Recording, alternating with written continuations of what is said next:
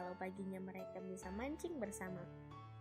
Dengan tangan yang menggenggam tangan Erika berteriak, "Aku mau pulang." Sembari ia keluar dari tempat makan itu. Nagi yang mendengar teriakan Erika hanya bisa melongo dan sangat terkejut. Sementara ibu dan ayah hanya bisa terdiam.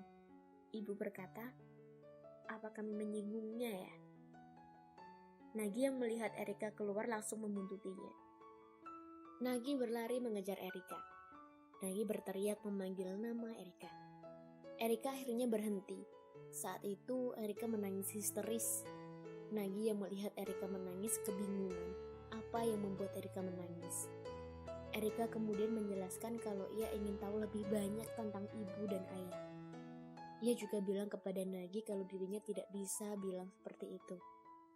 Sembari menangis, Erika berkata kalau ia bingung apa yang harus ia lakukan kepada ayah dan ibu. Ibu dan ayah menyambutnya dengan baik. Erika takut kalau ibu dan ayah membencinya.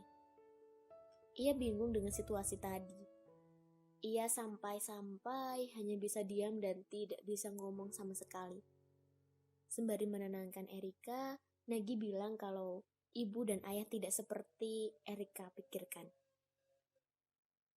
Kemudian, Nagi mengajak Erika untuk pulang ke rumah. Ketika sampai di depan pintu, Erika disambut oleh ayah dan ibu. Ibu sangat khawatir dengan keadaan Erika. Ibu langsung memeluk Erika dengan sangat erat. Kemudian, Erika diajak makan malam bersama. Ketika makan, Erika sangat terkejut dengan porsi makan Nagi yang sangat banyak. Di suasana yang hangat seperti itu, Erika tersenyum dan tertawa bahagia bersama dengan keluarga Nagi. Adik Nagi yang bernama Shanchi bersembunyi di balik tembok. Setelah makan, Erika pun pulang dan diantarkan oleh Nagi. Sebelum pergi, ibu berkata, Erika benaran tidak mau nginap di sini.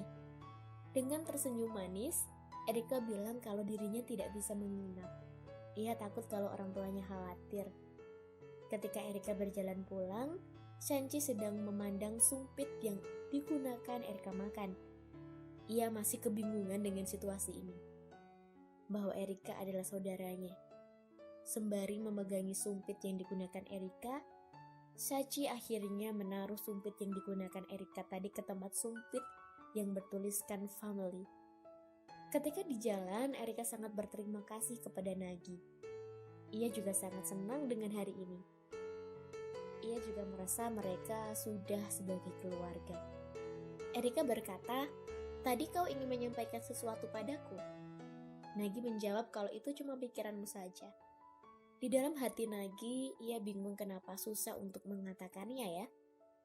Ketika mereka asik berbincang, orang tua Erika pun datang. Ayah datang menjemputku," ujar Erika. Ayah menanyakan gimana keluarga Nagi. Menyenangkan kan? Sepertinya ayah sudah tahu kalau keluarga Nagi sangat baik dan menyenangkan. Ayah juga mengatakan gimana hubungan kalian. Ayah, sudah, ujar Erika. Nagi hanya bisa terdiam dan berpikir kalau ayah benar-benar berpikir kalau Erika dan dirinya pacaran. Tidak disangka-sangka, Nagi keceplosan ia bilang kalau Erika dan dirinya hanya berpura-pura. Ketika mendengar hal itu, Erika mencoba menutup-nutupi yang dibilang Nagi. Tapi mau gimana lagi? Nasi sudah menjadi bubur, dan bubur tidak bisa berubah lagi jadi nasi. Alhasil, ayah sudah mendengar kata dari Nagi. Tapi hal yang tidak disangka-sangka, kalau ayah sudah tahu kalau Erika dan Nagi hanya berpura-pura. Dengan wajah yang sangat tenang, ayah berkata, "Kalian tidak bisa membohongi orang tua. Hubungan kalian mungkin baru saja terbentuk, tapi hubungan ini sudah terbentuk jauh-jauh hari." Di situ, ayah juga menawarkan mereka berdua untuk naik mobil bersama. Ayah juga ingin menunjukkan suatu tempat yang sangat bagus, yang pastinya mereka berdua pasti sangat suka. Kemudian mereka pun naik mobil bersama. Setelah sampai di situ, Nagi dan Erika sangat terkejut. Ternyata ayah mengajak mereka ke suatu tempat, yaitu villa. Melihat villa, Nagi sangat terheran-heran kenapa kami dibawa ke sini. Lebih terkejutnya lagi ketika ayah menjelaskan tentang villa itu, Ayah bilang kalau villa ini adalah milik kalian berdua. Di depan villa itu juga terukir nama mereka, Amano dan Umino. Sungguh terkejutnya mereka. Sampai-sampai ayah sudah mempersiapkan rumah untuk mereka berdua. Ayah juga mengatakan selama 2 minggu ke depan, mereka akan tinggal bersama di tempat ini. Selanjutnya, kehidupan mereka berdua di tempat ini pun dimulai. Dan chapter 2 pun selesai. Ya, kalau aku yang jadi Erika, aku pasti gak mau ya dijodohkan. Gila apa dijodohkan? Hari gini dijodohkan. Enggak lah ya. Tapi kalau dijodohkan dengan Sehun sih it's okay. Udah ya teman-teman untuk cerita manga kali ini. Kali ini aku gak bisa nih nemenin kalian lama-lama. Aku ada mau syuting film sama Reza Rahardian. Oh iya, jangan lupa subscribe ya, tetap semangat buat kontennya. See you di next video. Bye-bye!